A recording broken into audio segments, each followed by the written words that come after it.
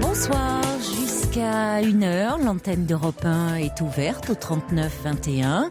Alors si vous vous sentez tourmenté, empêtré dans une situation complexe, vous pouvez appeler dès maintenant le 39 21 pour en parler avec moi, mais aussi pour entendre le point de vue de celles et ceux qui nous font l'amitié d'être à l'écoute chaque soir et qui peuvent se manifester par SMS au 7 21 21 code nuit ou par courriel sur le site de l'émission dublanche.europe1.fr. Vous pouvez aussi réagir bien sûr directement à l'antenne pour partager vos expériences et ainsi, je l'espère, avancer ensemble. Ce soir au standard, vous serez accueillis par Clémence et Assiba sous l'œil attentif du maître de cérémonie. J'ai nommé Philippe Chartier qui réalise cette émission. 39 21, je vous attends. Europe 1, Caroline Dublanche. Trouvez la personne qui vous correspond. Parship, leader européen de la rencontre par affinité, analyse 30 dimensions de votre personnalité pour vous proposer les partenaires qui correspondent vraiment à vos aspirations. Découvrez maintenant vos suggestions de partenaires sur notre rubrique internet rencontre.europe1.fr.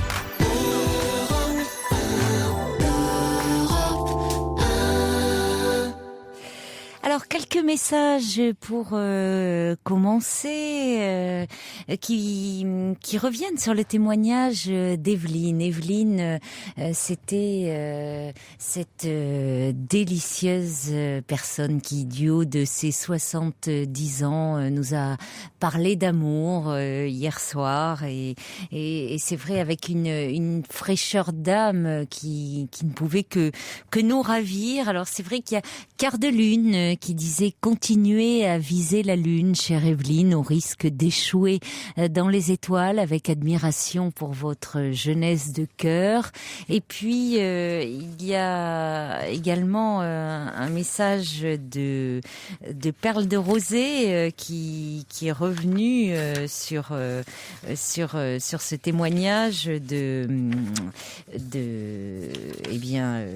d'Evelyne. Alors, Perle de Rosée, je croyais l'avoir sous les yeux, et puis c'est le témoignage de Frédéric qui ressort. Tiens, c'est un petit acte manqué là. Attendez, c'est un peu le souk, hein. Je vous ai dit, je suis un petit peu désordonnée, voilà. Attendez, je cherche dans mes papiers. Il faut dire que c'est un peu le bazar dans ma pochette, ou alors j'ai dû le remettre. Bon, je vais chercher tout ça. Non, mais je l'ai gardé pourtant Ah si, ça y est, le voilà.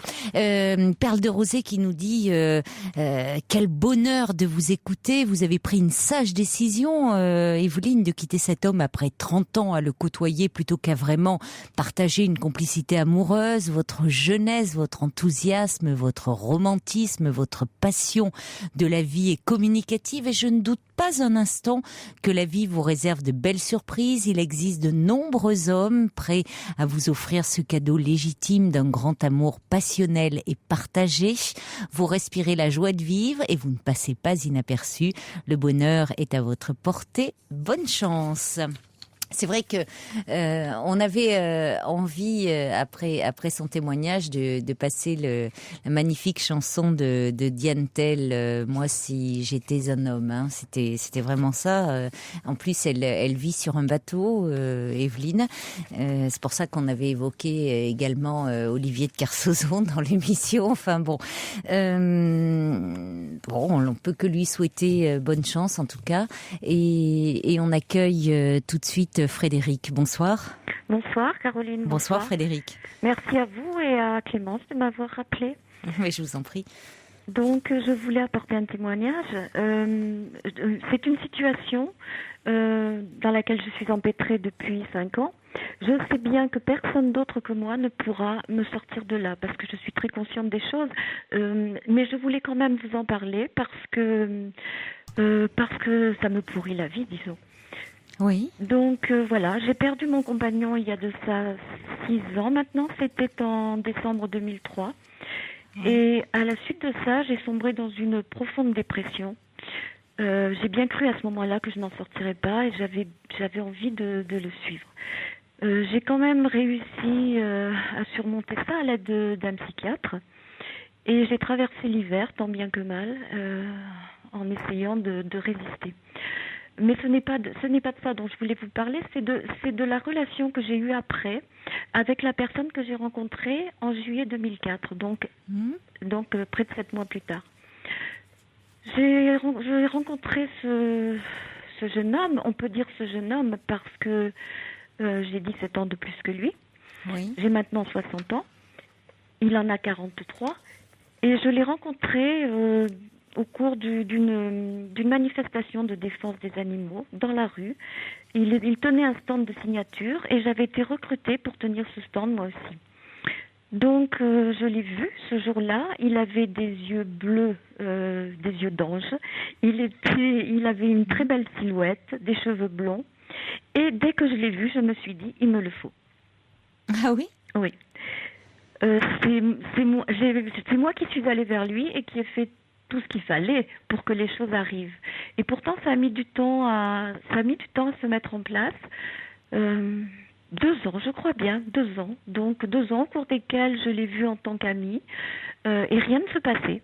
C'était toujours moi qui faisais les démarches pour le voir, pour lui parler. Et puis j'avais appris qu'il avait une amie. Ça ne m'a pas arrêtée. J'ai voulu continuer quand même parce que je suis tombée, on peut dire, je suis droguée. Je suis tombée sous l'emprise d'une drogue qui est à peu près la même. Je compare ça à l'addiction à l'alcool ou à n'importe quel produit, à n'importe quelle drogue. Je ne pouvais pas penser à autre chose qu'à lui. J'étais sans arrêt. Ma vie, tout ce qui me concernait moi, exclusivement moi, était passé au second plan. Je ne pensais qu'à lui du matin au soir. Les choses ont fini par se déclencher. C'est-à-dire que un jour, il est venu chez moi et que nous avons eu une relation sexuelle. Et là, je suis droguée plus que jamais. Ouais. Il a commencé à me parler. Enfin, il me parlait déjà, mais là, il a commencé à me parler de son amie qu'il voulait quitter, qui était, disait-il, pas intéressante, pas intelligente, pas jolie. Et c'est agréable. oui. Et moi, j'étais pleine d'espoir en me disant, eh bien, voilà, je remerciais la Providence de m'avoir offert ce cadeau à ce moment-là. Et je ne savais pas que j'étais tombée sur un prédateur. Parce que il pouvait être un jour très gentil, très gentleman, il y avait chez lui une ambiance spéciale, il faut dire. Les soirées étaient idylliques. Il y avait des lumières tamisées, de la très belle musique. Il y avait de l'encens qui brûlait et j'étais accro vraiment. Je ne pensais qu'à une chose, y retourner tous les jours. Et puis certains soirs, non, il ne pouvait pas. C'était impossible. Je ne pouvais pas y aller. Il n'était pas disponible. Il était presque insultant même quelquefois. Et puis le lendemain, bon, tout allait bien. Je pouvais revenir. C'était lui qui tenait les rênes et qui décidait de tout. Et je me pliais à ce qu'il voulait, à tous ses caprices. Donc cette relation a duré quelques mois comme ça. Oui. Et puis il ne quittait toujours pas son amie, qui était toujours aussi laide, aussi peu intelligente, mais qu'il voyait quand même qu'il continuait à voir. Oui, on se demande pourquoi il continue à la voir, si Voilà.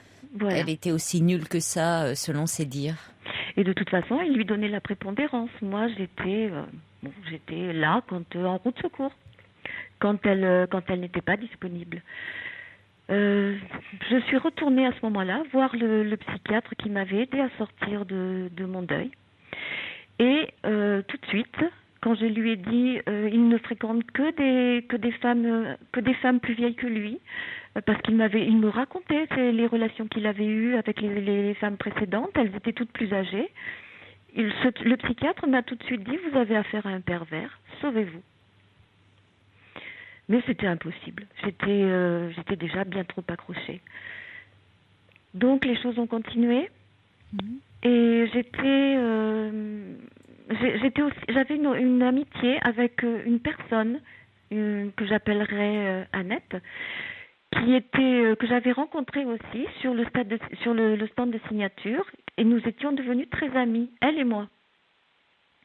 Et puis, brusquement, sa mère est décédée en l'espace de 4 mois d'un cancer fulgurant.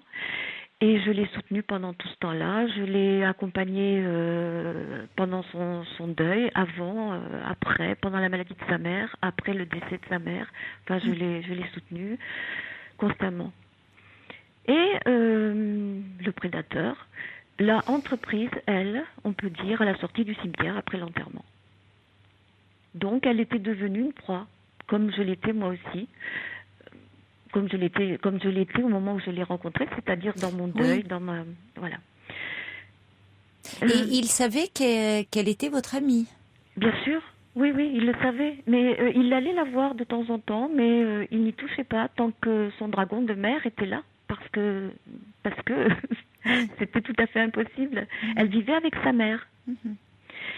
Puis, la relation avec elle a commencé. Elle ne savait pas, elle, que j'avais une relation avec lui à ce moment-là. Oui, c'est ce que j'allais vous demander. Non, vous ne vous étiez pas confiée à elle? Non, et je voyais bien qu'il fallait absolument pas en parler. Tout était secret. Quand j'allais le voir, il fallait que personne ne sache, que je cache ma voiture. Enfin, personne ne savait. Même les amis les plus proches. Donc, quand elle a commencé à avoir avec lui une relation, tout de suite après le décès de sa mère, elle m'en a parlé et j'ai été stupéfaite et je me suis dit, mais elle est aussi droguée que moi. Et je n'ai pas eu la présence d'esprit de lui dire, attention, toi aussi, tu vas tomber dans le même piège que moi. Elle me racontait qu'elle était tombée amoureuse, qu'il était très prévenant, que sans lui, elle ne sait pas ce qu'elle serait devenue. Puis j'ai fini un soir par lui dire, j'ai été très maladroite parce qu'au lieu de le lui dire en tête à tête, je l'ai dit alors que nous étions tous les trois chez lui. Il a très mal pris les choses. Elle est rentrée chez elle ce soir-là. Et puis il a coupé toute relation avec moi pendant quelque temps. Parce que on s'est revus, elle et moi, toutes les deux, et on s'est dit que ça ne valait pas la peine de casser notre amitié pour autant. Donc a commencé une relation à 3. C'est-à-dire que nous allions toutes les deux chez lui. Ça a duré 2 mois. Nous allions toutes les deux chez lui, passer les soirées. Il y avait toujours celle que j'appellerais la régulière. Mais attendez, vous alliez toutes les deux chez lui Oui. Ça signifiait quoi? Qu'il avait un grand lit et qu'on passait la nuit tous les 3 ensemble. Non seulement la soirée, mais aussi la nuit. On se le partageait. On se disait, elle me disait, je ne veux pas le lâcher. Et je lui répondais, moi non plus. Donc ça a duré pendant 2 mois. La régulière, celle que j'appellerais la régulière, était toujours là. Donc nous tournions à 3. Elle a fini par se lasser de tout ça. Et elle a fait en sorte que je me mette de côté, que je m'écarte. Pour la voir à elle toute seule. Votre amie? Oui. J'ai eu la bêtise de ne pas comprendre ce qu'elle était en train de faire. Donc, j'ai laissé faire, j'ai laissé courir et on s'est fâchés toutes les deux. Mais il a continué à nous voir séparément. Et je savais quand il la voyait, je savais quand la régulière y allait. Il me racontait les relations qu'il avait. Il me racontait ce qui se passait dans son lit, avec les détails même, avec l'une et l'autre. Et j'écoutais. Parce qu'il vous racontait? Il me racontait, oui. Et j'ai écouté tout ça. Je pense même que je me suis dit que je devais être aussi perverse que lui, puisque quand je ne le voyais pas et que je ne savais pas ce qu'il faisait, ça me manquait. Donc tout a continué comme ça pendant encore 1 an. C'est-à-dire qu'il voyait mon ami, il me voyait de temps en temps, et il voyait celle qui était l'officielle. Jusqu'à ce que vraiment, la jalousie et la colère emportent tout. Et qu'un soir, alors que je n'en pouvais plus de tout ça, je téléphone à la régulière pour lui dire que ce soir-là, mon amie était dans son lit. Donc, elle s'est déplacée, elle est allée voir. Et le scandale, évidemment. J'ai dû partir en exil. Moi, sa colère s'est retournée contre moi. Donc, c'était en avril dernier, il y a presque 1 an. Et il n'a plus voulu me revoir. malgré tout, je n'arrivais pas à me détacher complètement de lui. J'ai fait tout ce qu'il fallait, absolument tout ce qu'il fallait pour le revoir et recommencer des relations. Et aujourd'hui, alors ? Et aujourd'hui, j'ai recommencé une relation avec lui, mais je continue à subir des humiliations de sa part. Je sais qu'elle en subit aussi, mon amie, parce qu'il continue à me raconter ce qui se passe avec elle. C'est lui qui décide de tout. Elle est punie quand elle n'admet pas qu'il voit quelqu'un d'autre une soirée. Ah, j'ai oublié de vous dire qu'entre-temps, la régulière est partie. Après mon coup de téléphone, elle est partie. Et donc, c'est mon ami qui a maintenant le poste fixe et qui est devenu l'officiel. Je suis dans un gouffre parce que je n'arrive pas à sortir de cette affaire. Je suis dans un esprit de vengeance envers elle et envers lui, et je ne sais pas comment en sortir. Je sais très bien pourtant que personne d'autre que moi ne peut sortir de cette situation à ma place. Il faut absolument que je me détache de lui, mais je continue. Mais le voulez-vous vraiment ? Mais non, sans doute que je ne le veux pas. Il continue d'occuper toutes mes pensées. Ben oui, c'est ça. Et d'être au premier plan. Donc c'est pour ça que je compare ça à une addiction à l'alcool ou à une drogue. Je suppose que c'est déjà arrivé à d'autres femmes ou à d'autres hommes, mais je suppose que c'est plutôt les femmes qui sont dans ce genre de dépendance. Pourtant, les humiliations de sa part, j'en ai subi un grand nombre. Ah oui, oui, on en a un léger aperçu là. Oui. Il a même, je vous cite 2 exemples. Un soir que je n'avais pas envie de partir de chez lui, il m'a traîné par les pieds jusque sur le palier. Je suis quand même revenue 4 jours plus tard, presque en suppliant. Et un autre soir, alors que j'étais chez lui à 1h du matin, la régulière, la première, est venue sonner à la porte. Il m'a jetée dans la salle de bain. Il m'a dit « Habille-toi et dépêche-toi de partir avant qu'elle monte. »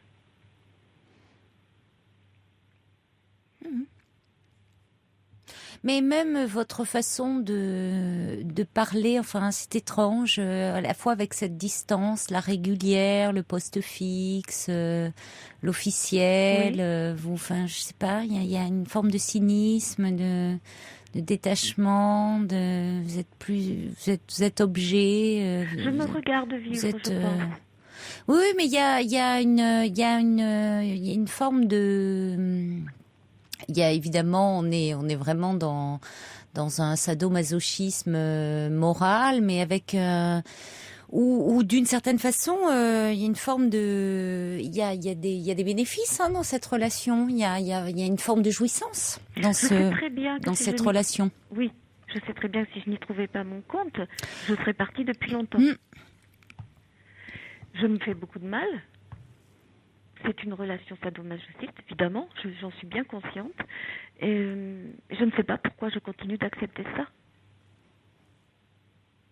J'y trouve certainement mon compte. Oui, mais en même temps, vous pourriez essayer au moins de vous poser cette question dans un endroit approprié et d'essayer au moins de faire un travail de détachement.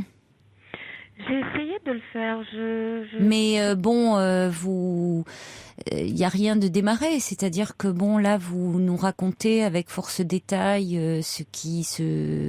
votre relation, mais je ne sens pas, de désir. Cet homme occupe toutes vos pensées. Et on a l'impression que ça occupe, ça vient combler tout dans votre vie.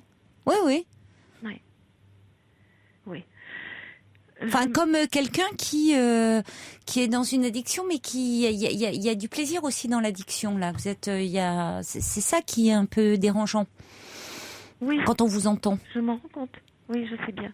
Je me dis aussi que c'est peut-être par oisiveté que je reste dans cet état. Mais non, peut-être pas. Oisiveté, je sais pas. Parce que tout ce qui m'intéressait, tout ce qui faisait ma vie auparavant. Il est arrivé très vite, cet homme, après le deuil de votre mari. 7 mois plus tard, hein, oui. C'est quand même parce que vous dites vous étiez dans un chagrin immense, dans un deuil terrible, et puis 7 mois plus tard, cet homme entre dans votre vie, il n'y a plus que lui. C'est Oui. étrange. Enfin, 7 mois, c'est rien, j'ai envie de dire. Et c'est moi qui ai jeté mon dévolu sur lui. Ah ben, Il est et pas de venu quelle me voir. façon Oui. Je le veux. Enfin, je l'aurai. Et on voit bien que finalement, on se dit, c'est que dans ces histoires de sadomasochisme, on se dit c'est le sadique qui tient les rênes, enfin qui fixe les règles. Mais pas tant que ça. C'est beaucoup le masochiste, finalement. Ah, je ne sais pas, j'ai pas la. Bah si, beaucoup, bien sûr. Souvent. Bien Dans sûr. toutes les histoires de sadomasochisme, vous voulez dire? Souvent. Bien sûr. Ah, je sais très bien que si je décidais de ne plus le revoir, il ne. Bah, il c'est vous qui n'existerait lui plus. donnez ce pouvoir, hein, cet homme. Hein. Oui, oui. Si je décidais de ne plus le revoir, il sortirait de ma vie immédiatement, bien sûr. Bah, évidemment, enfin, votre amie, celle qui était votre amie, voyez, vous partagez cet homme. Enfin, finalement, cet homme, bon, certes, on peut dire, ah bah tiens, il a ces 2 femmes dans son lit en même temps, à un moment. Oui, mais enfin, vous le partagez, lui aussi était objet à ce moment-là. Hein. Tout dépend de la lecture que l'on fait de votre histoire.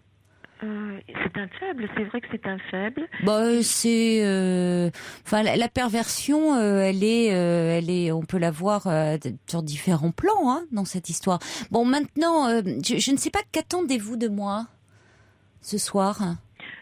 En fait, rien. Excusez-moi, mais Oui, rien. mais c'est Parce ça, que c'est pour ça que je vous pose cette question. C'était juste pour apporter un témoignage. Oui. Parce que pouvez-vous me dire? Il faut que j'arrête de le voir, c'est tout.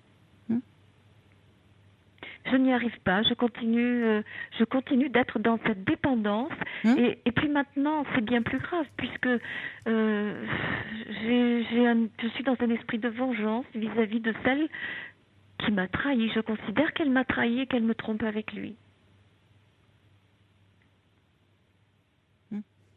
D'accord. Elle a trahi notre amitié. Vous continuez à déplacer le problème. Oui, donc vous êtes à côté des vraies questions. Quelles seraient les vraies questions? Bah, c'est vous, dans la relation. C'est finalement l'autre femme est assez. Mais c'est intéressant parce que finalement, le véritable enjeu, il est aussi vous le déplacez sur vous. Et la rivalité avec cette autre femme. Et la véritable question, elle est peut-être là. Cet homme aussi était intéressant parce que dès le départ, il n'était pas libre. Oui. Il y avait une autre femme, une officielle, comme vous dites. Finalement, vous pensiez pouvoir... il y avait cette rivalité avec l'autre femme et que vous ne connaissiez pas. Elle part et l'officielle, aujourd'hui, est celle qui, à un moment, a été votre amie. Oui. Mais au fond, est-ce que le véritable enjeu est l'homme ou la rivalité à l'autre femme? Bon, c'est peut-être la question que vous devriez vous poser dans cette question, dans cette histoire. J'ai essayé de comprendre pourquoi cette dépendance à quelqu'un qui se rend inaccessible, parce que... Non, mais je pense que oui, il se rend inaccessible, mais enfin, il est inaccessible parce que pas vraiment. Il est inaccessible, oui et non, mais il y a une autre femme en jeu. Alors il faudrait peut-être réfléchir parce que ça rappelle quand même un peu. Il y a toujours une histoire de trio dans cette histoire. Bon, et puis ça pose question quand même par rapport à, il y aurait à réfléchir sur la relation que vous décrivez, ce deuil profond que vous sembliez décrire, et puis 7 mois après, cette fixation sur cet homme. Oui. Là, il y a quelque chose quand même qui interroge et qui mériterait d'être travaillé. Mais bon, encore faut-il avoir une demande. C'est pour ça que je vous posais cette question, d'ailleurs. Qu'est-ce que vous attendiez de moi ce soir? Bon, vous avez l'honnêteté de me dire rien, c'est-à-dire que vous vouliez juste témoigner. Donc, pour faire un travail sur soi, pour aller consulter, il faut avoir une demande. S'il n'y a pas de demande, eh bien, il n'y a pas de nécessité de travail, ou alors le travail est vain. Oui. Je voudrais être débarrassée de cette obsession, mais en même temps, c'est comme si, en me débarrassant de ça, je me débarrassais d'une partie de ma vie, de la plus importante, puisque c'est au premier plan. Donc, si j'en suis débarrassée, ma vie va être vide. Je pense que le problème est là aussi. Ensuite, ça peut être un début pour parler, mais bon, ça mérite d'y réfléchir. Je me suis dit aussi que ça pouvait peut-être venir de mon enfance. J'ai couru après ma mère toute ma vie. Ma mère qui se rendait inaccessible, exactement comme il le fait, et qui était froide et distante, comme il sait l'être. Donc j'ai passé ma vie, à 60 ans, j'en suis encore là, à essayer de séduire ma mère. J'ai l'impression de reproduire ça avec cet homme-là. Bon, mais il peut y avoir des choses à élaborer à ce niveau-là. Oui. Je vous remercie en tout cas de m'avoir écouté. Il peut y avoir des choses à creuser sur ce sentiment de vide et de vide finalement que vous avez très vite comblé aussi suite à la perte de votre mari, peut-être ce vide, ce gouffre dans lequel vous vous sentiez plongé, ce gouffre de la dépression, et finalement cet homme arrive à ce moment-là, comme s'il fallait remplir ce vide, mais alors par quoi vous l'avez remplacé? Oui. Et mon ami a fait exactement la même chose. Oui, mais votre ami, c'est pas... C'est intéressant dans le sens où cet homme s'approche de femmes dans des situations de vulnérabilité suite à un deuil. Oui. Mais si vous voulez, votre ami, si vous faisiez un travail sur vous, ça serait intéressant de voir ce qu'elle peut représenter pour vous, au fond. Puisque parler de trahison, il y a certainement des choses à creuser par rapport à la rivalité aux femmes. Il y a des choses à élaborer qu'on ne peut pas faire là ce soir, mais où si il y a cette obsession vous fait souffrir, alors effectivement, plutôt être dans l'obsession que dans le vide, mais au fond, à un moment, il y a un choix peut-être cornélien à faire pour vous, mais enfin, le vide aussi, ça peut se remplir. C'est-à-dire peut-être que vous passeriez par une période de vide, certes, mais que vous rempliriez autrement.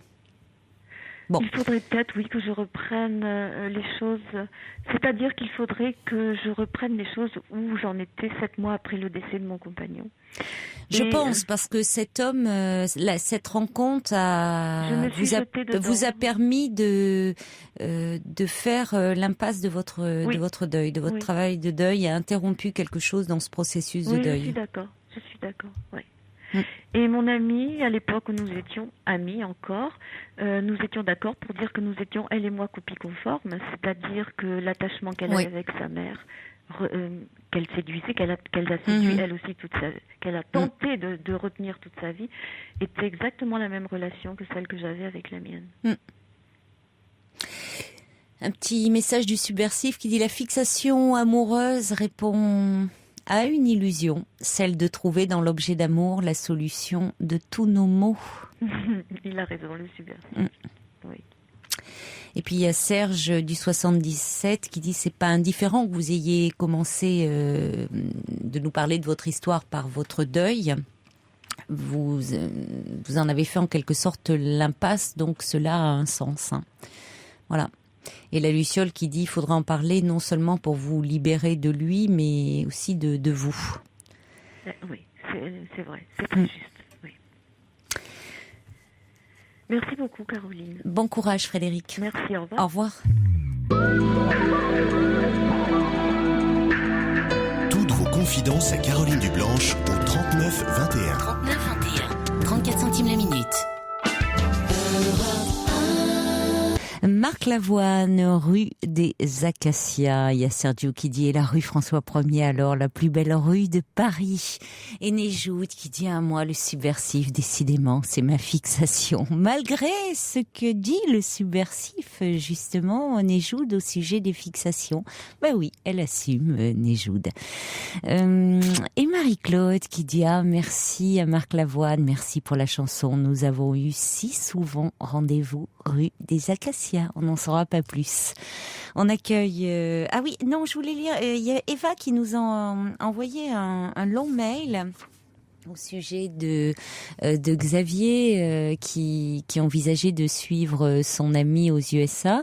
Elle lui donne plusieurs possibilités et elle est prête même à lui communiquer son courriel s'il désire plus d'informations. Alors, je vous l'ai déjà dit, mais je vous le répète parce que on n'a pas votre adresse email quand vous nous envoyez un courriel. Donc si vous voulez que votre adresse email apparaisse, il faut nous la mettre dans objet. Si vous voulez que dans le message, avec votre message en fait, me dit Fifi. Si parfois donc on reçoit des courriels où vous nous dites voilà, j'aimerais bien que vous transmettiez mon adresse email à tel ou tel auditeur et parce que vous ne savez pas effectivement qu'elle n'apparaît pas lorsqu'on reçoit votre courriel. Donc mettez-la nous, précisez dans message votre adresse courriel et à ce moment-là, nous pourrons la transmettre. On accueille tout de suite Béatrice. Bonsoir. Bonsoir, merci de me recevoir. Oui, je vous en prie. Au sein de votre émission. Donc, je m'appelle Béatrice, j'ai 39 ans. J'ai un petit garçon de 4 ans que j'élève seul. Oui. Octave. Et en fait, donc je suis une famille monoparentale et je suis séparée du papa depuis la naissance de mon fils. Et depuis la naissance? Oui. C'est pas banal ça. Pourquoi? Qu'est-ce qui s'est passé? C'est une longue histoire. Oui, mais c'est-à-dire au moment même où il est né. En fait, on se sépare une semaine après. Une semaine après? C'est difficile ça, C'est douloureux pour vous Oui, d'en parler? En fait, si vous voulez, en fait, cette naissance n'était pas prévue, quoi. Oui. Et en fait, bon, j'essaye de m'entourer de beaucoup de soutien psychologique tout autour de moi, parce que je vois quelqu'un une fois par semaine. Oui. Donc c'est un long chemin. Oui. Et en fait, ce qui s'est passé, c'est que j'ai eu des soucis de santé assez particuliers parce que c'était d'ordre psychiatrique. Et bon, c'était quelque chose qui ne m'était pas révélé auparavant. Et en fait, pendant votre grossesse? Oui. Oui. Oui. En fait, ce qui s'est passé, c'est que j'avais fait un à deux séjours à l'hôpital psychiatrique. Je ne savais pas de quoi ça retournait. Oui. Et en fait, j'ai été voir une assistante sociale qui m'a conseillé de voir un autre psychiatre spécialisé dans le domaine mère-enfant, parce que je voulais abandonner mon enfant. Oui. Et je suis tombée sur quelqu'un qui m'a suivi au 5e mois de grossesse jusqu'à la naissance et jusqu'à maintenant même, il me suit encore. Et si vous voulez, en fait, on a diagnostiqué la maniaco-dépression chez moi, que je ne savais pas, quoi.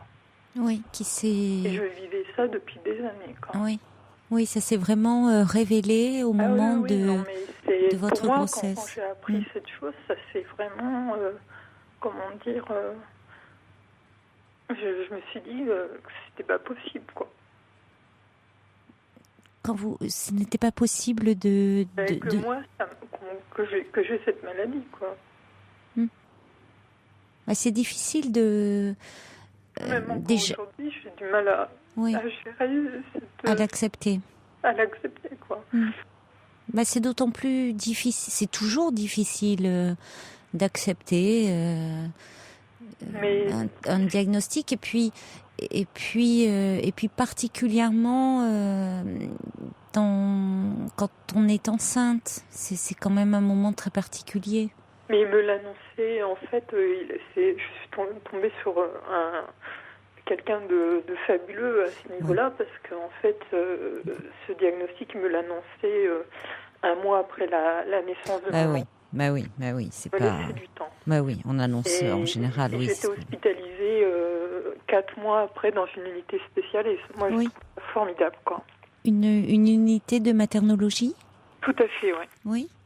Oui, il n'en existe malheureusement pas assez, hein. Comment ? Il en existe malheureusement pas assez. En région parisienne, ou vous êtes en province ? Oui, tout à fait. En province ou en région parisienne ? En province. Oui, c'est formidable, ces unités. Il devrait vraiment y en avoir beaucoup plus. Il y a un travail remarquable qui est fait sur le lien. Il y a un travail tout à fait remarquable qui a été fait. Oui. Et bon, moi, je voyais la psychologue et le psychiatre de façon très régulière. Je suis restée 4 mois. Oui. Et je peux vous dire que c'est quand même grâce à eux que je suis debout, quoi. Bon, j'ai une activité salariée, hein, je suis pas... Oui. Donc, je travaille dans le secteur public. Oui. Et je suis assez protégée. Mais ce que je veux dire, c'est que franchement, j'ai eu de la chance, quoi. J'ai eu de la chance de tomber sur un bon médecin. Vous avez eu de la chance de trouver un médecin, oui, qui a compris, en fait, ce qui se passait. Oui, que vous étiez en grande souffrance, en grande difficulté, hein, et puis aussi vous avez accepté aussi que l'on s'occupe de vous. Des démarches, en fait. Eh oui, c'est ça. Il y a les deux côtés, hein. Tout à fait. Aussi, Ils se sont Béatrice. rendus compte que j'avais tout fait, quoi. Tout fait pour que l'enfant se sente qu'il arrive au mieux, parce que ma famille est éloignée. Et parce qu'ils habitent à 500 bornes de là où je suis. Et c'est vrai que j'avais personne autour de moi. Et quand on a ce genre de difficultés-là, la plupart des gens tournent le dos, quoi. Donc, il y a beaucoup d'a priori sur ce type de maladie, alors que les gens soignés sont tout à fait normaux et conscients. Et mais vous savez, certains le sont, quoi. Enfin, moi, je sais que j'en fais partie. J'en ai pris totalement conscience parce qu'on m'a mis sous le nez un document pour le lire, pour repérer les symptômes. Enfin, c'était... Moi, je trouve qu'il y a eu une démarche qui était complètement positive, quoi. Mais vous savez, même parfois sans qu'il y ait une maladie particulière, il y a souvent, on n'entend pas. On ne veut pas entendre qu'une femme, qu'une future mère est en difficulté par rapport à sa grossesse ou par rapport à l'enfant qu'elle vient de mettre au monde.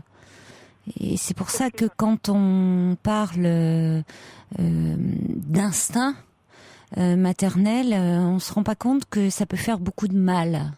Parce que pour les femmes qui ont du mal à établir, à créer un lien avec leur bébé, eh bien, elles se sentent d'autant plus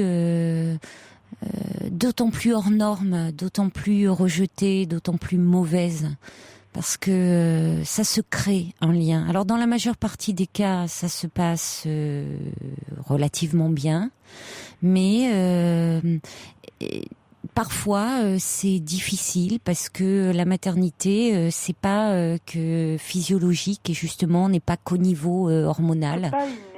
C'est pas inné, c'est pas comme chez les animaux. Et d'ailleurs, chez les animaux, à un moment, quand les petits sont sevrés, les mères, elles s'en occupent plus. Chez l'humain, le lien, il dure toute la vie. C'est quand même toute la différence.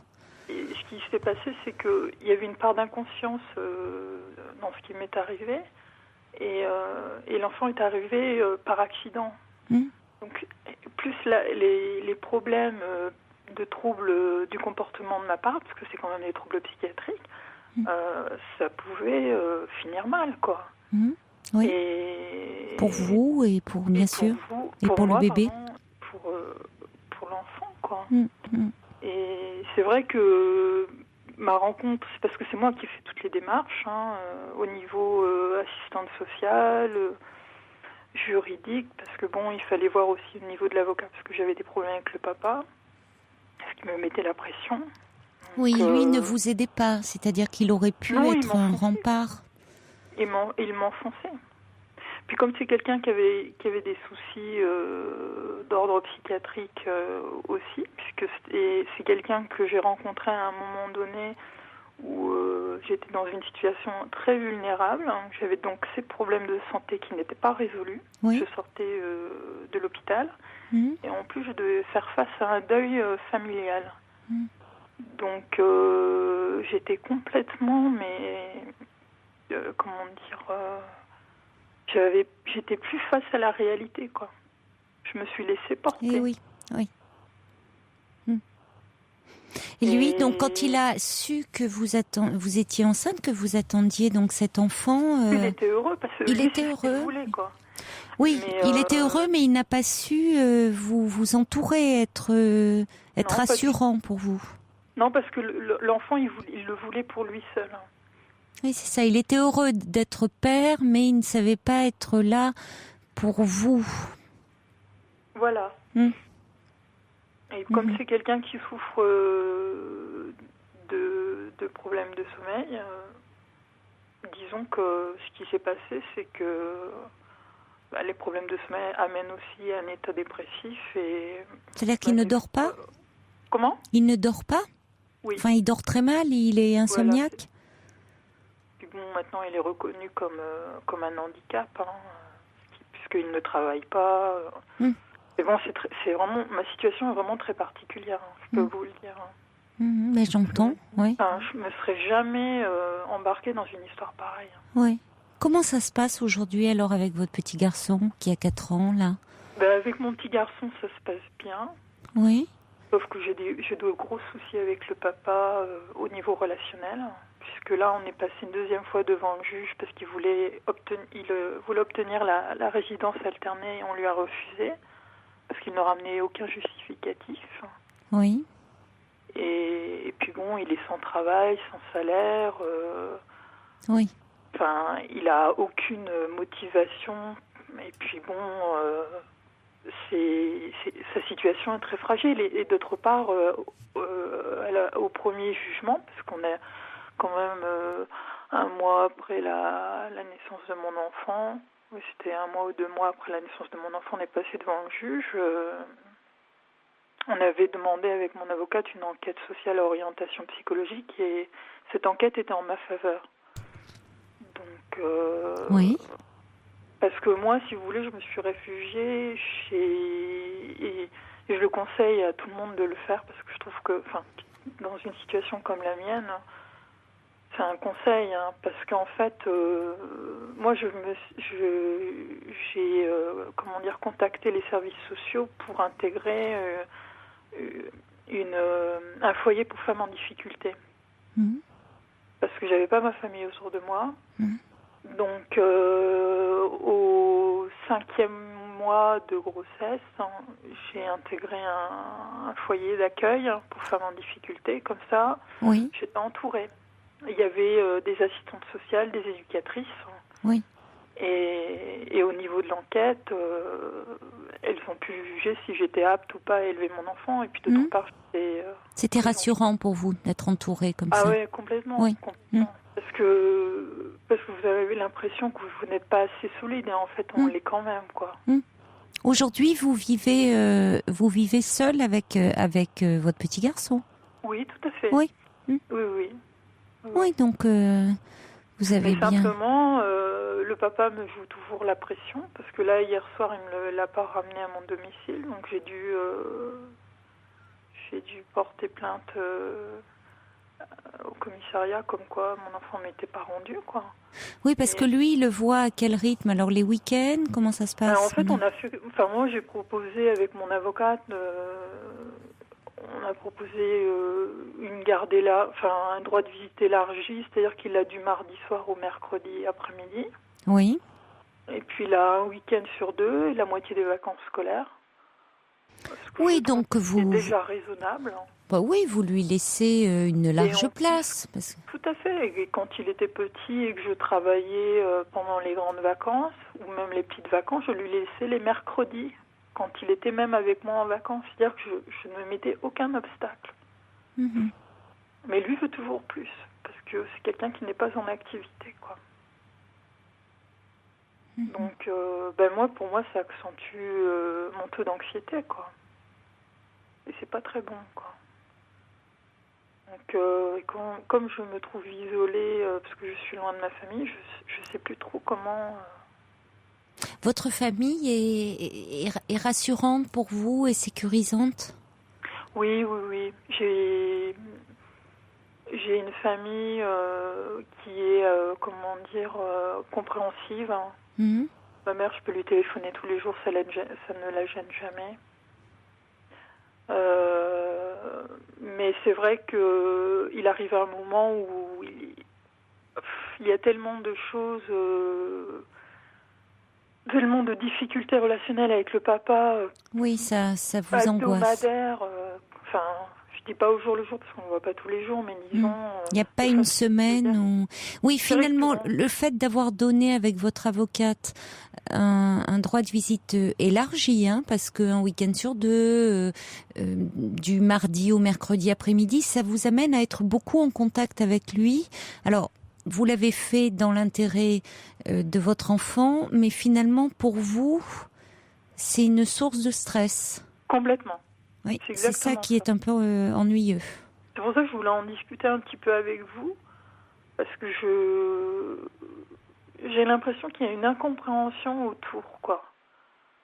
Je sais pas du tout comment me dépatouiller de ça, quoi, parce qu'en définitive, c'est vrai que j'aimerais ne plus le rencontrer en milieu de semaine. Moi, à chaque fois, c'est de stress. Oui, quoi. je comprends. Oui, je comprends. Et vu c'est embêtant si bon. ça a des répercussions. Ça a des répercussions forcément. Hein, vous êtes encore, même si vous avez beaucoup avancé, beaucoup progressé, que vous allez mieux, vous êtes encore fragile. Donc, si vous êtes plus angoissé, c'est pas bon pour vous, c'est pas bon. Vous voyez, d'un côté, vous voulez favoriser votre petit garçon, mais en même temps, quand vous êtes plus stressé, plus tendu, ça se répercute aussi sur lui. Donc, c'est un peu comme la garde alternée, j'ai envie de dire. Vous en êtes un peu presque à ce stade-là, hein, avec la coupure du milieu de semaine. Il faut vraiment bien s'entendre. Il faut que le couple des parents s'entendent vraiment très bien pour avoir une garde alternée de l'enfant en cas de séparation, ou comme vous le faites vous. Or là, le père est lui aussi assez fragile de son côté. Vous, ça vous fragilise de l'avoir. Est-ce que c'est la meilleure solution? C'est peut-être à revoir avec votre avocate, parce que je crois qu'il faut tenir compte aussi du stress que ça vous occasionne. Hein. Finalement, s'il voit son enfant le samedi, dimanche, ou peut-être...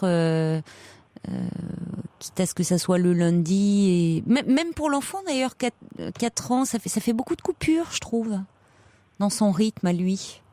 Même pour un petit garçon de 4 ans, je trouve, ça fait samedi, le week-end, après il revient chez vous le lundi, le mardi il repart chez son papa, jusqu'au mercredi, après il revient chez vous. Je trouve que ça fait beaucoup d'allers-retours pour un petit enfant.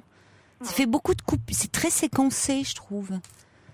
Pour un petit enfant, c'est, je sais pas, on a l'impression qu'il est toujours entre deux maisons, toujours avec son petit sac là, ado, entre deux maisons. Je trouve que ça fait beaucoup, moi, une coupure comme ça. Si petit. Vous voyez, il serait plus grand. Bon, pour un ado, déjà, c'est pas la même chose. Mais je trouve qu'un petit comme ça de 4 ans, au-delà du stress que ça vous occasionne, je trouve que c'est vraiment des semaines très morcelées. Je vous donne mon avis, hein, je trouve que c'est petit pour avoir avoir votre avis parce que je trouve que les personnes qui interviennent, il y en a beaucoup qui interviennent sur votre antenne, ont des parcours qui sont riches, qui sont difficiles parfois, et c'est vrai que je pense que vous, avec votre écoute, c'est vrai que moi j'avais besoin en fait d'avoir votre avis, parce que les personnes, je vois mon avocate ne me le dit pas réellement, alors que moi je sens que de toute façon il y a un besoin au niveau de la vie de mon fils Octave, c'est qu'il voit son père un week-end sur 2, et c'est vrai que moi le milieu de semaine je trouve ça lourd. Hein. C'est un peu lourd, ou est-ce quitte à ce moment-là qu'il est le vendredi, un week-end un petit peu plus long. Énorme, parce qu'il y a un problème, il y a un gros problème relationnel, il me met la pression, quoi. Et donc hier soir il me l'a pas rendu. Il me l'a pas ramené à la maison, quoi. Mais je crois qu'il faut en parler avec votre avocate, peut-être avec vous dites avec le thérapeute qui vous suit, qui connaît bien votre histoire, lui demander aussi son point de vue par rapport à votre fils, parce qu'il faut l'expliquer aussi à votre petit garçon. Moi, je vous donne, je vous connais pas, votre petit garçon. Je vous donne un point de vue plus général. Je trouve personnellement que pour un enfant si petit, le week-end, il y a le week-end chez son papa, il y a le lundi, mardi avec vous, le mercredi, mercredi il repart chez son papa, jeudi il revient chez vous, vendredi, hop, samedi il repart chez son papa. On a l'impression qu'il se promène toujours avec son sac à dos, sa petite valise entre deux. Je trouve que c'est pas très sécurisant. Pour un petit enfant, je trouve, si petit. Il est toujours entre deux. Mais, bon. Alors, il y a un auditeur qui est toujours, il dit, je ne sais pas, mais je vous donne mon avis. Oui, parce que je n'ai jamais des points de vue très affirmés, cher monsieur ou chère dame, qui est toujours là à critiquer. Vous avez remarqué, j'ai toujours des points de vue nuancés, je n'affirme pas. Voilà, donc je ne peux que vous dire ce que j'en pense. Oui. Mais bon, il est temps qu'on se laisse, mais parlez-en quand même avec le psychiatre qui vous connaît mieux et qui connaît mieux votre fils. Et du coup, après avec l'avocate pour voir ce qu'il en est. Bon courage en tout cas, Béatrice. Mais l'important, c'est que vous alliez mieux, vous. Merci. Aussi. Au revoir, Béatrice. Au revoir. Bonsoir, Elisabeth. Bonsoir, Caroline. Bonsoir. Merci beaucoup d'avoir pris mon appel. Mais je vous en prie. Oui. Je suis là pour ça. Oui. Quand je pense aux deux personnes qui m'ont précédée, moi, c'est une histoire vraiment très banale à côté d'elle. Mais pourquoi dites-vous je vais avoir 60 ans au mois de juin. Oui. J'étais mariée, je me suis mariée en 1979 avec un monsieur qui a 5 ans de moins que moi. Oui. Et avec lequel j'ai fait 3 enfants. Oui. Mais monsieur est parti depuis le 1er février 2008 pour assouvir sa nouvelle vie. Il m'a laissé tomber, voilà, alors que j'ai tout fait pour lui. Il a un travail très honorable dans la petite ville où j'habite. Oui. Et il a vraiment c'est une profession libérale. Oui. J'ai arrêté de travailler pour élever mes enfants et pour lui servir de secrétaire, femme de ménage, enfin tout, quoi. Je me suis sacrifiée et puis pour me voir laisser tomber. Pour une autre femme au départ, avec laquelle il a été pendant, je crois, 9 mois, et qui avait son âge à peu près. Et après, depuis, il en est à sa 4e femme. Le seul souci pour moi, c'est que je n'ai plus de contact avec lui. Quand je le vois passer devant chez moi, parce que j'habite la maison commune actuellement, il a lancé une procédure de divorce contre moi l'année dernière au mois d'avril. Nous sommes passés en jugement de non-conciliation au mois de mai. qui s'est très mal passé, parce qu'il est obligé de me donner une pension alimentaire vu que je n'ai pas de revenus. Et ça ne lui plaît pas. Nous avons... Qu'est-ce qui ne lui plaît pas que... je me suis fait... Enfin, disons que moi, je n'ai pas du tout vu la situation. On a quand même construit quelque chose en 30 ans. Oui. Donc, nous avons des biens en commun. Oui. Et je n'ai pas... Au départ, tout était beau, tout était rose. Soi-disant, ne me voulait pas beaucoup de mal. Il partait parce qu'il ne m'aimait plus. Mais une chose que je ne savais pas, c'est que j'ai découvert qu'il me trompait. C'est moi qui l'ai découvert. Oui. Donc il avait une vie, si vous voulez, il me trompait depuis au moins 2 ans avec la même personne. Et quand j'ai découvert le pot aux roses, évidemment, il a été obligé de me donner quelques explications. Et son explication, je ne te veux pas de mal, je ne t'aime plus. Je pars. Bon, voilà, tu pars. Et donc, au jugement de non-conciliation, je me suis vue passer de victime à coupable. C'est-à-dire que son avocate m'a descendue en flèche, quoi. En disant que... Sur quel motif que pour elle, de toute façon, monsieur me donnait que de l'argent de poche. Que vu mon âge, j'avais un diplôme d'aide-soignante dans les mains, il fallait que je recommence à travailler. Ah bien sûr, elle est charmante, elle. À 60 ans, c'est ça. Oui, remarquez, c'est d'actualité en ce moment. On va travailler jusqu'à 70 ans, mais enfin... Voilà, alors non, mais attendez. Moi, mon avocate me tapait sur les genoux pour pas que je réponde, et en fin de compte, j'ai demandé une autorisation au juge de pouvoir répondre à cette avocate. Et vous n'en aviez pas, vous ? Si, j'ai mon avocate. Moi, c'est moi qui a décidé. Mais elle n'a pas réagi, là, votre avocate, après, non ? Si, elle a réagi, j'espère. mais elle ne voulait pas... Normalement, en jugement de non-conciliation, quand on est assisté des avocates, c'est les avocates qui parlent. Oui. Si vous voulez, quand on est rentré dans le bureau, parce que moi, j'avais demandé, quand le juge m'a fait rentrer après mon mari, puisque c'est lui qui avait fait la demande... le juge m'a dit, est-ce que vous savez pourquoi vous venez ? Je dis oui. Il me dit, monsieur vous assigne pour une procédure de divorce. Je lui dis oui, mais je dis, selon la nouvelle loi, je peux attendre mes 2 ans de séparation. Donc, il a fait une demande de rupture de lien conjugal. Donc, moi, normalement, on arrive au 1er février. Normalement, il devrait m'assigner là devant le tribunal pour que le divorce soit prononcé. Et donc, dans le bureau du juge, donc son avocate m'a descendu en flèche, quoi. M'a dit que l'argent qu'il me donnait, c'était de l'argent de poche, que la maison que j'occupais, j'avais pas besoin d'avoir une grande maison comme ça, alors que lui, il a pris à peu près pour lui tout seul, c'est pareil, il a pris une grande maison en location. Enfin, ça, parmi tant d'autres. C'est malheureusement tristement banal. On voit ça dans ces situations où, comme vous dites beaucoup, vous avez contribué aussi à votre façon en élevant vos enfants, lui permettant de trouver, de lui permettre de s'investir à fond dans son travail, d'avoir l'esprit libre, tranquille, d'être là finalement à le soutenir, à l'épauler d'être complètement débarrassé de toutes les corvées domestiques et de tout ce qui a trait à l'éducation des enfants.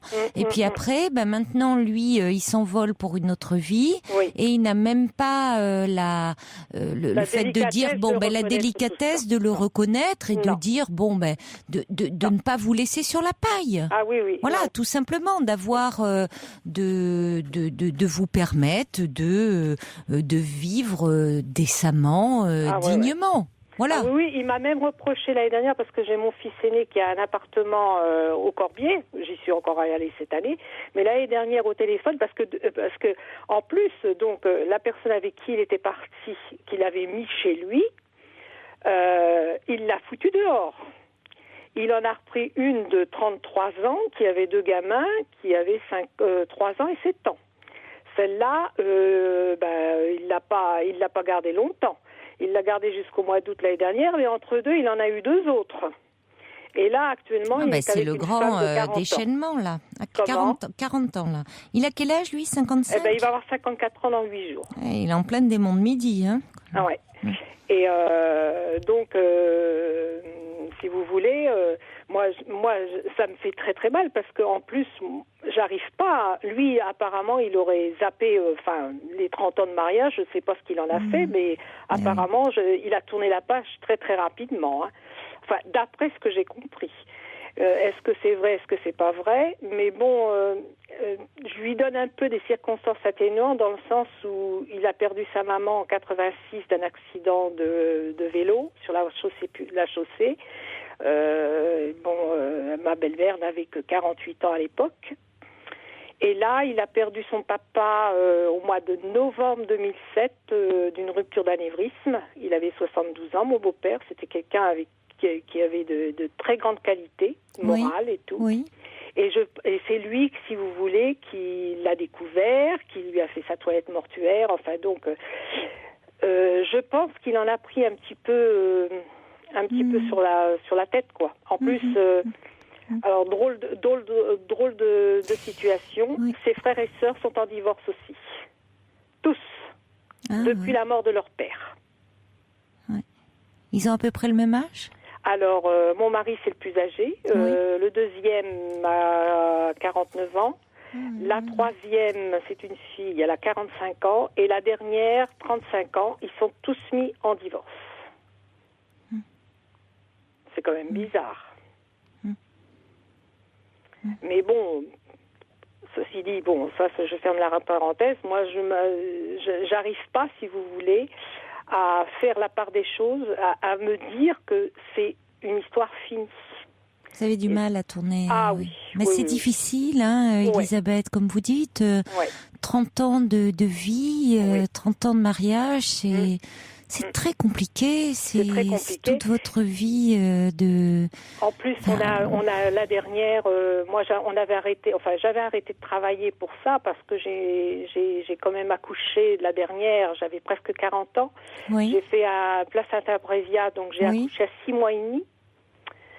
La petite, 6 mois et demi, 6 mois et demi, oui. La petite, qui est maintenant grande, puisqu'elle va avoir 21 ans samedi.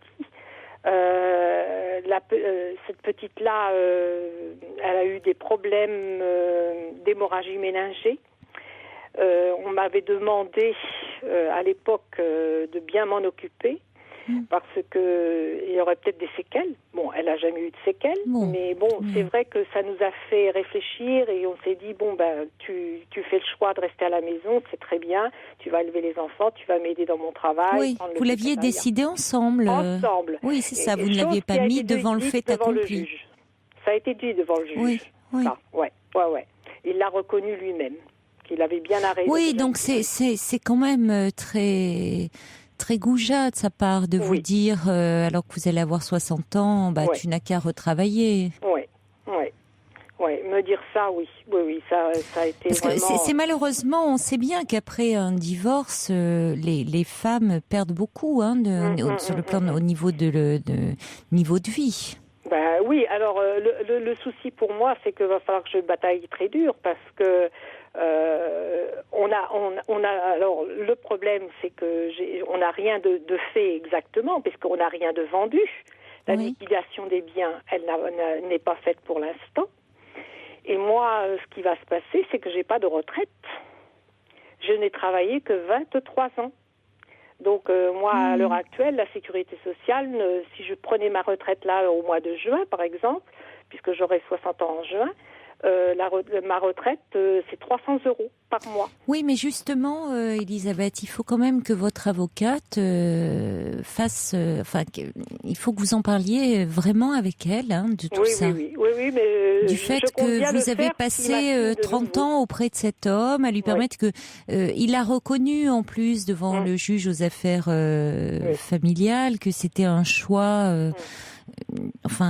commun, c'est-à-dire étant donné ce qui s'était passé, des risques qu'il y avait eu concernant votre petite fille après, que c'était en plus la 3e, que lui à ce moment-là gagnait bien sa vie, qu'il pouvait... oui, on avait un niveau de vie quand même très correct, je dirais même très correct. Très correct, donc finalement ensemble... Par les revenus de son travail, c'est un fait. Bon, mais c'est ça. Bon, mais qu'ensemble, vous aviez fait le choix que vous resteriez à la maison pour que vous arrêteriez de travailler pour élever vos enfants. Donc c'est pas bon, vous lui avez pas imposé ce choix-là. Donc tout ça c'est important parce que maintenant il oublie un peu vite cela. Mais alors la difficulté, évidemment, c'est toujours compliqué quand on voit l'autre se détourner. Comme vous dites, apparemment là, il est dans une phase un peu où il virevolte, il papillonne. D'ailleurs, vous voyez, semble-t-il, j'utilise à dessein ces mots, c'est-à-dire qu'il virevolte, il papillonne, il ne se fixe pas. Ah non. C'est-à-dire qu'il enchaîne les relations. La personne avec qui il est actuellement, elle a une 40aine d'années, elle a deux filles de 13 ans et 16 ans. Elle ne vit pas actuellement chez lui jusqu'à présent, mais il l'a depuis le mois fin août. Oui, c'est très peu, hein. Mais bon, il est très très amoureux, très heureux. Hein. Quand on le voit, quand les personnes le voient, les personnes de mon entourage qui le voient, d'ailleurs il l'a présenté à ma dernière la connaît. Il l'a présenté à mon fils. Il a l'air très heureux. Très, très, très heureux. Oui. Bon, mais écoutez. Avant, il était très amoureux de la jeune aussi, et il a été très amoureux de la première. Oui, vous voyez, donc vous l'auriez pris au début de la relation et il avait l'air parfaitement heureux. D'ailleurs, à ce sujet, vous dites qu'il a présenté cette dernière femme à votre fils. Il y a un auditeur ou une auditrice là qui envoie un SMS pour dire mais comment se positionnent vos enfants par rapport à tout ça? Ça ne doit pas être simple non plus. Mon fils aîné, l'a vu. Apparemment, il aurait fait comme affection, c'est la mieux des 3 qu'il nous a présenté jusqu'à présent. Oui. Mes 2 filles, alors j'ai un petit souci avec mes filles, c'est que mes filles sont assez dures avec moi parce qu'elles ont l'impression que je fais toujours la victime. Et je sais que avec ma dernière, je m'en vais un petit peu parce que elle s'est mise en porte-à-faux entre les deux. Elle a tellement été coucounée, elle est très fusionnelle avec son père. Elle est très fusionnelle aussi avec moi. Et bien, ce qu'elle a fait, et là, ce qu'elle fait actuellement, c'est qu'elle m'a présenté un copain qu'elle a depuis le mois d'août, qu'elle a connu par Internet. C'est un monsieur qui a 41 ans, qui est en instance de divorce et qui a une petite fille de 3 ans à charge. Elle a 21 ans, hein, c'est ça? Et elle va avoir 21 ans samedi prochain. Et moi, j'ai l'impression qu'elle fait un transfert de son père. Parce qu'elle veut se détacher de son père, mais ne sait pas comment faire. Et donc, elle fait exactement la même chose, mais à l'inverse. Alors, moi, quand elle me l'a présenté le week-end dernier, j'ai réagi plus ou moins bien, quoi. Je lui ai dit qu'elle ne s'investisse pas trop dans cette relation parce qu'elle commence par des contraintes, je peux rien trop lui dire parce qu'elle est majeure. Je ne peux pas me mettre non plus contre elle. Non, donc surtout je pas. suis très... Surtout pas. J'essaye de lui dire je lui ai dit ce que je pensais. Elle en prend maintenant, elle va en prendre ce qu'elle veut. Elle fait ce qu'elle veut, mais je me dis que elle part pas dans le bon côté des choses, quoi. Pour moi. Bien sûr. C'est d'autant plus difficile pour vous qu'effectivement vous ne pouvez pas accueillir cet homme d'un bon œil. D'autant plus, de toute façon, votre mari serait encore auprès de vous. C'est un peu compliqué, mais alors votre mari se tournant vers des femmes plus jeunes, et là votre fille vous présente un homme qui pourrait être son père, qui a 20 ans de plus. Absolument. C'est compliqué étant donné votre situation. Mais bon. Plus vous êtes en même temps, très lucide dans la mesure où plus vous allez vouloir contrecarrer ses plans, sa relation, plus elle risque de s'y enferrer. Voilà, à lui dire ne t'investis pas, bon, alors que ça ne peut être après tout qu'une passade. Ouais, peut-être. Et on ne sait pas. Pour l'instant, elle me dit qu'il l'apaise et qu'elle est bien avec lui. Bon, voilà, elle a peut-être besoin de ça, comme vous dites. C'est un homme qui, oui, effectivement, il peut y évoquer comme ça, il la sécurise, il la tranquillise, et c'est quelque chose dont elle peut avoir besoin dans ce moment-là. Oui. De sa vie qui est un peu tourmentée. Bon. Oui, parce que je crois que elle s'est aperçue que la personne qui est actuellement avec son papa a pris un petit peu de la place chez lui, parce que ma fille tellement fusionnée avec son père qu'elle a les clés de chez lui, elle avait sa chambre, et là tout d'un coup son père lui a dit de reprendre sa chambre. Alors, c'est dur. J'ai l'impression que il veut amener cette femme-là chez lui. Il se conduit pas bien, parce que non, je crois pas. Vis-à-vis de vous, c'est dur vis-à-vis de sa fille de lui dire comme si c'est terrible parfois ces hommes qui on voit malheureusement certains hommes qui se séparent de leur épouse après 20-30 ans de vie commune, parfois refont leur vie avec une femme plus jeune, ont des enfants avec cette femme et se détournent. Parfois vont jusqu'à se détourner des enfants nés de leur précédente union. Alors, je ne dis pas que c'est le cas pour vous, mais je veux dire, demandez à votre fille de reprendre, de libérer sa chambre. Symboliquement, c'est lui dire, en gros, tu as plus ta place. C'est douloureux. Donc, on peut comprendre que votre fille trouve auprès de cet homme plus âgé, fasse un transfert, où cet homme représente une figure un peu paternelle, rassurante. Voilà, écoutez, pour le moment, Elisabeth, vous avez suffisamment à faire avec vous. Cet homme n'est pas, il met pas en danger votre fille. Elle dit qu'elle y trouve au contraire un apaisement. Non, je crois que vous avez besoin surtout là de un peu d'être accompagné, d'être soutenu. Non, c'est pas facile. C'est une situation. Là, j'ai été revoir mon médecin parce que j'ai encore replongé. Vous avez bien fait. Ouais. Vous avez bien fait. Je crois qu'il y a une période comme ça vraiment à faire. Et je crois, et je suis assez d'accord avec ce que dit le subversif, qui dit la façon dont vous appréhendez sa conduite tisse un lien d'empathie avec lui. On voit bien quand vous dites mais je comprends, la mort de sa mère ça a été difficile. Et il dit soyez d'abord à votre écoute. Sa divagation finie, peut-être reviendra-t-il penaud. Pour l'heure, qu'importe. Et vous savez qu'on me l'a dit aussi, ça. On m'a dit peut-être qu'il reviendra. Oui, c'est bon, peut-être. Oui, mais peut-être qu'à ce moment-là, c'est vous qui ne le voudrez plus d'ailleurs. Oui, le problème, il est là. Parce que vous aurez peut-être avancé. Oui. Et vous pouvez pas vivre dans l'espoir qu'il revienne. Mais c'est vrai que là, il semble complètement divaguer, passer d'une femme à une autre. Bon, il est dans... Et en plus, je vous ai pas tout dit, c'est qu'il est sorti avec la propre copine de mes enfants qui a 40 ans. Il est sorti 2 mois avec elle et cette personne sortait avec moi l'année dernière. On allait au restaurant, on allait en boîte de nuit, on sortait toutes les deux. Donc je lui ai confié des choses sur mon mari et elle s'est permise de sortir avec lui. Et ma fille aînée, qui est maman depuis le mois de septembre, il n'avait pas vu son petit-fils depuis fin septembre. Il est allé de force pratiquement début février. Donc, il y a quand même quelque chose qui n'est pas normal chez lui. C'est ça que je ne comprends pas. Il est complètement... je ne sais pas. Je ne comprends pas son attitude. Il a besoin de se prouver que, je ne sais pas, il peut encore plaire, séduire des femmes plus jeunes, qui se croient encore jeunes, qui est encore vert, qu'il est encore... Voilà, mais enfin, il va se rendre compte qu'il est plus...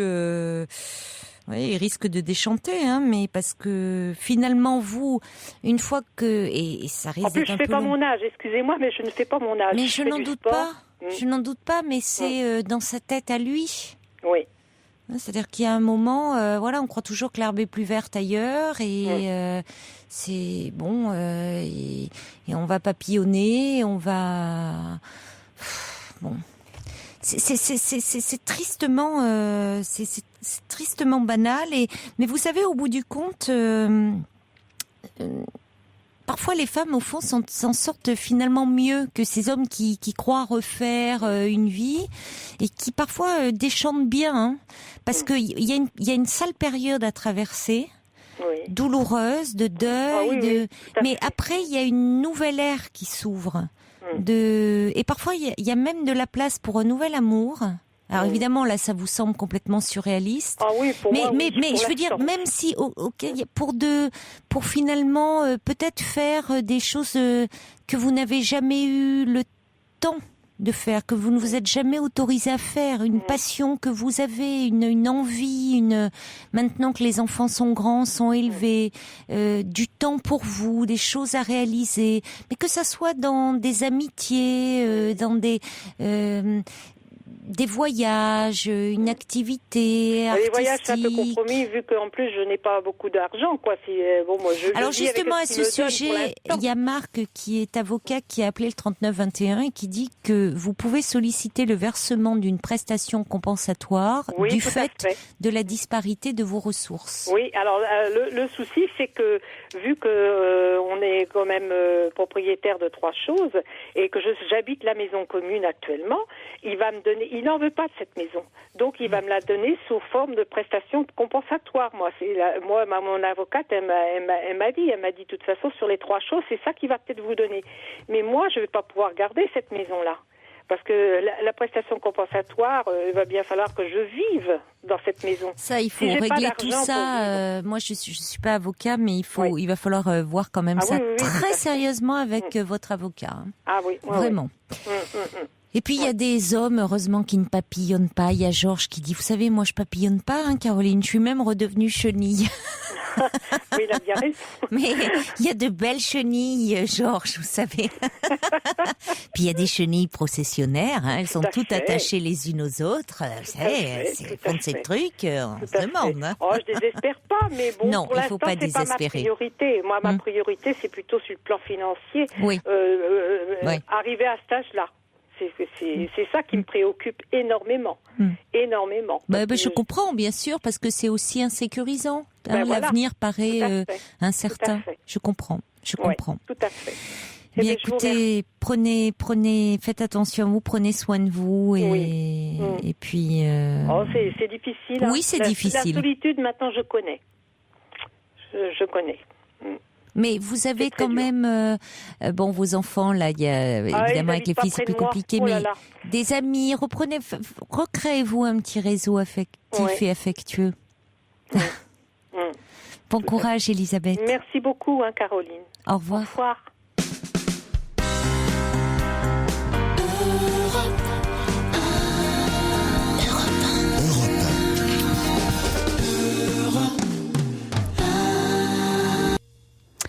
Noah Jones, Don't Know Why. Des petits courriels qui arrivent pour Elisabeth. Florence qui dit « La vie n'est pas facile, mais les femmes sont fortes, Elisabeth. Moi-même en instance de divorce depuis 2 ans.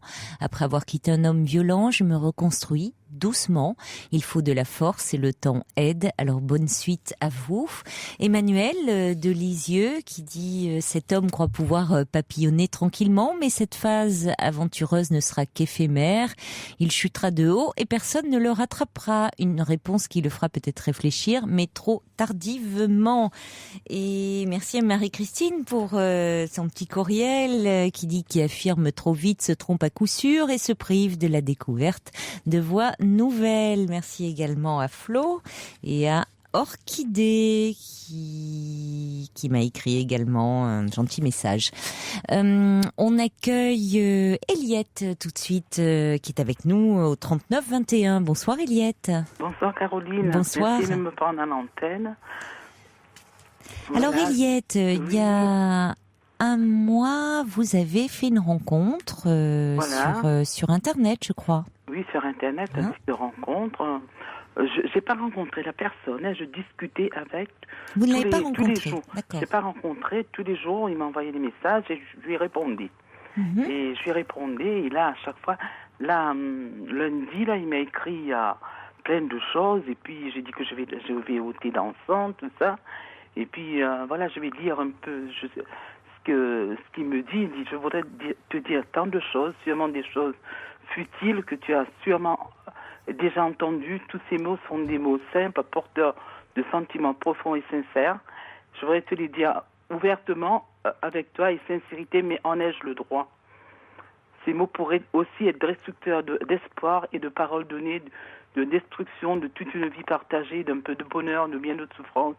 Pourtant, si tu savais, je pense très fort à toi, alors avec beaucoup d'amour et de sincérité. Alors, pourquoi destruction d'une Parce que vie monsieur est marié. Il est marié. Ah, vous voyez, moi, voilà, c'est ce qui m'interpelle, parce que je vois pas, je comprenais pas. Il est marié? Il est marié, il me l'avait dit depuis le départ, hein. Moi, je réponds toujours quand on m'écrit. Alors, je réponds toujours. Vous devriez passer là, hein, si vous dites. Enfin, ça dépend ce que, après tout. Non, ça dépend ce que vous attendez. Qu'est-ce que vous recherchez finalement? Je dis ça, mais je vais peut-être trop vite. Lui, il me disait qu'il pouvait me donner que de l'amitié. Il dit, moi, je suis veuve, je cherche. Qu'est-ce que vous recherchez, vous? J'écrivais, ça me fait. Oui, d'accord, mais quand on écrit, on s'adresse à quelqu'un, alors. Oui, voilà, je m'adressais à lui, bien sûr. Mais là, l'amitié, pour lui, s'est transformée en amour. Oui, mais vous, ça me dit pas ce que vous attendiez. Moi, je cherche en allant sur ce site de rencontre. Je cherche un ami, c'est sûr, je cherche un ami. Un ami ou un amoureux? Je dis toujours un ami, je dis jamais un amoureux. Alors, un ami, oui, parce que le terme ami est un peu ambigu. Donc, un compagnon, vous cherchez. Oui, voilà, un compagnon. Je dis jamais que je cherche un amoureux, hein, parce que tout de suite, après, c'est toujours un ami. Et puis là, le monsieur m'a dit, et tous les autres qu'il écrivait, l'envoyaient balader. J'étais la seule à lui répondre gentiment. Oui, écoutez, si elle cherche, après tout, si elle cherche les autres, une relation stable, quelque chose de concret, et pas seulement une aventure. C'est pour ça que je vous demandais. Ça se comprend qu'elle envoie balader. Elles ont raison après tout, parce que avec un homme marié, c'est qu'est-ce qu'il peut offrir si ce n'est Mais oui, attendez, des 5 à 7. Au départ, c'était son amitié. Après, il m'a dit de toute façon, il a déjà quitté son foyer. Ouais. Il est déjà parti de chez lui. Il m'a dit ça. Il m'a dit, tu peux me juger. J'ai déjà quitté mon foyer. Je suis déjà parti. Et puis, je suis revenu. Et puis là, il me dit, je trouve pas d'issue dans mon foyer. Je trouve pas d'issue. Je voudrais construire quelque chose. Il me dit, il va me dire, il dit, j'espère bientôt te le dire de vive voix, des yeux dans les yeux. Mais les 16 pages de ma vie, depuis le temps, j'hésite à la tourner. Il faudrait qu'un jour, j'ai le courage de le faire. Je sais pas. Oui, il vous sort la totale, quoi. Voilà, ça va faire mal. Mais je le sens, franchement, Caroline, je le sens sincère aussi. Hein. Je le sens, c'est rare que je sens les gens comme ça. Mais quand je le sens. Mais vous avez, on en avait déjà parlé, Eliette. C'est ça d'ailleurs. Il y a des messages. Georges dit voilà, Eliette qui nous rappelle, qui nous donne des nouvelles. Il y a le subversif qui dit alors est-ce que vous vous êtes doté du permis de conduire pour gagner en liberté déjà un petit peu? Non, je suis toujours restée là même. Je suis toujours mis. C'est vrai, ce monsieur, je sais pas, mais il m'a fait un petit peu au départ l'amitié. Après, il m'a dit qu'il a plein d'amour, qu'il a beaucoup d'amour pour moi, tout ça, que il veut pas les laisser passer. Il dit, il veut pas. Il dit, je ne dois pas me laisser enfermer dans un monde où je pense qu'il a encore temps pour m'y engluer. Alors, mais je m'en fiche un peu de ces mots à lui, moi. Je préfère vous écouter, vous, Eliette, très honnêtement. Je le sens sincère, je le sens franc parce qu'il m'appelle au téléphone aussi. Il me parle, il me dit. Il veut me voir, mais je le sens bien. Je sais pas après si ça a du vrai ou quoi. Hein, il va pas vous dire. Qu'est-ce que vous voulez? Il va pas vous dire.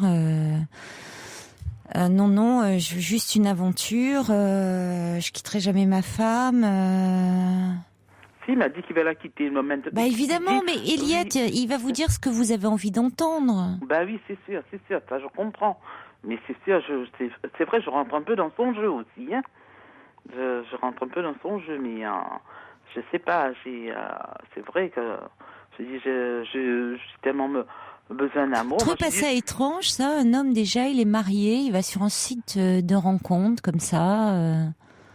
Vous savez, je sais pas. Qu'il la quitte, sa femme, déjà. Oui, voilà. Non, mais au lieu de parler, de s'enflammer, qu'il fasse déjà des démarches. Qu'est-ce qu'il il a besoin? Il a besoin de rencontrer quelqu'un pour quitter sa femme? Bah, qu'il la quitte, s'il est si mal. C'est ce que je lui dis. De toute façon, il me dit, pour le moment, elle dit l'amour qu'il a pour moi, c'est en construction. Mais écoutez, je suis désolée de vous casser un peu la baraque, Eliette, mais l'amour qu'il a pour vous, il vous a même pas rencontré? Bah oui, c'est ce que alors, qu'est-ce que c'est que ce mytho-là? J'ai dit, c'est bien beau de m'appeler, de m'écrire, mais j'ai dit, moi, je préfère te voir. Je préfère la rencontre. Et qu'est-ce qu'il vous répond, là? Elle m'a dit, si, il va me rencontrer, il faut qu'il fasse beau, il faut qu'il ait le temps de dire chez lui qu'il va partir marcher, et puis, il m'a pas dit non, hein, pour la rencontre, hein. Maintenant, ça, je verrai aussi. Mais, c'est vrai, c'est vrai, je suis un petit peu bouleversée rapport à ça, je sais pas. Ah ben j'entends, hein, vous êtes toute retournée. Oui, je sais pas s'il faut y croire, mais c'est rare. Mais rare vous avez tellement envie d'y croire. Bah oui, mais sûr. J'ai tellement été déçue par... Mais oui, mais vous êtes bien parti pour continuer à l'être, hein, Eliette. Ben oui, j'ai dit tant pis, de toute façon ça sera encore une fois. Hein. Mais oui. J'ai dit je tente ma chance et puis j'aurais bien... Est-ce qu'il faut le croire, Caroline, ou pas? Ça, c'est ça. C'était ça ma question. Ben non. Non, faut pas le croire. Je ne pense pas. Non, écoutez, je pense, Eliette, on en avait parlé, hein, je me souviens de vous. Je pense que, justement, vous l'avez dit encore cette fois-ci, j'attends tellement l'amour. J'ai tellement été déçue. Et vous êtes en train de vous emballer sur une situation qui ne peut être que compliquée. Parce que cet homme, peut-être que dans les faits, ce qu'il vous dit est exact, c'est-à-dire qu'il n'est pas bien dans sa relation, que ça ne va pas dans son couple, que bon. Mais cet homme qui vous fait des grandes déclarations d'amour, alors que vous ne vous êtes pas encore rencontrés, oui, il vous attire dans ses filets. Il y a quelque chose qui ne va pas, c'est-à-dire que avant de s'emballer comme ça, dire on se rencontre et on parle et on commence pas à si vous voulez à se lancer, à faire des plans sur la comète. Bon, et si vous voulez, moi ça m'ennuie toujours un petit peu de ces gens qui disent je suis très mal dans mon couple, je suis très mal, il faut que je me sépare. Mais finalement, ils ne le font pas, et c'est comme s'ils attendaient la rencontre miracle qui leur permettrait de le faire. Mais je suis désolée, si on est très mal, on a un grand garçon, une grande fille, on peut aussi se séparer, et puis à ce moment-là, oui, faire en sorte de faire des rencontres. Mais pas faire porter cette responsabilité à l'autre. Là, on met un peu la charrue avant les bœufs. C'est ce que je lui dis, donc, je ne comprenais pas au départ, c'était son amitié, que d'un seul coup, ça s'est tourné en amour. Et déjà, ça, j'arrive pas, je ne suis pas là dans ce sens. Mais parce que évidemment, vous voyez bien qu'il y va comme ça, tout pas de voilà. Si vous avez fait tout de suite, il vous avez parlé d'amour, peut-être que vous auriez pris peur. Alors là, il vous fait le coup de petit à petit, je n'ai pas vu naître ce sentiment qui croit en moi. C'est vrai, il écrit bien, il parle bien. Ah ça. C'est pour un livre, hein, ça. Mais un peu trop bien, à mon avis. Hein. Oui, celui-là, c'est un beau parleur. Hein. Oui. Il est conseiller dans sa commune, c'est sûr, il sait y faire pour mettre les phrases que moi j'arrive pas à le faire. Alors, mais ça, je lui dirai de toute façon, je lui dirai si mais perdez pas votre temps. Vous allez me rappeler, Eliette, dans quelque temps pour me dire que vous êtes encore hyper déçue. Oui, ça c'est sûr, vous êtes là. Tiens, Emmanuel qui dit un homme marié qui va sur un site de rencontre cherche l'aventure. Florence, il vous dit les mots que vous souhaitez entendre. Protégez-vous. Oui, ça de toute façon, ça je me protégerai, c'est sûr. Hein, Claire qui vous dit bon, d'accord, vous avez besoin d'amour, mais de là à prendre n'importe qui, je ne crois pas. Non, je prendrai pas n'importe qui. Alors il écrit très bien, il sait y faire, mais franchement, si vous avez été déçu et Là, franchement, vous êtes bien parti pour l'être de nouveau.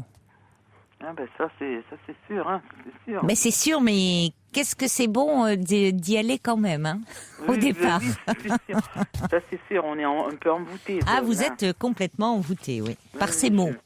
Mais oui, ça rejoint. Je vous dis, jeune ami, il dit les femmes, on les attrape d'abord par les oreilles. Mais j'étais en colère, j'ai dit tu arrêtes de dire ça, mais de plus en plus, c'est Cyrano, hein. C'est Cyrano de Bergerac, c'est ça. C'est dit beaucoup plus trivialement, évidemment. Mais c'est vrai, l'oreille est un organe sexuel chez la femme. C'est le premier organe sexuel, je crois. On a besoin qu'on nous parle. Mais bon. Pourtant, c'est rare que j'y crois. Je peux vous dire que je crois pas facilement, mais là. Oh, là, Eliette, je me demande. Je me demande quand même. Hein. De temps en temps, j'ai dit je rêve, même si c'est pas vrai. Vous rêvez un peu là. Vous rêvez éveillé. Je rêve, alors. Je me suis dit toute seule. Ben oui, moi j'ai l'air d'être une briseuse de rêve, une vilaine briseuse de rêve. Mais bon. Non, après, je vous aurais prévenu, Eliette. Hein, après, vous faites ce que vous voulez. Mais le rêve s'en va aussi. Hein, alors. Là, je reçois un message. Méfions-nous des conseillers communaux. Ah non, c'est pas bien. Hein, avec là, ça va être les élections. Faut pas dire ça. Bon, Eliette, vous êtes une grande fille. Vous faites ce que vous voulez, mais moi, je vous aurais prévenu. Hein. Oui, mais je rappellerai pour vous. Ben oui, j'en suis certaine. Je le crains, Eliette. À bientôt alors. Au revoir. Bientôt, Caroline. Merci. Au revoir. Au revoir. Pour rejoindre Caroline Dublanche, appelez le 39 21, 34 centimes la minute.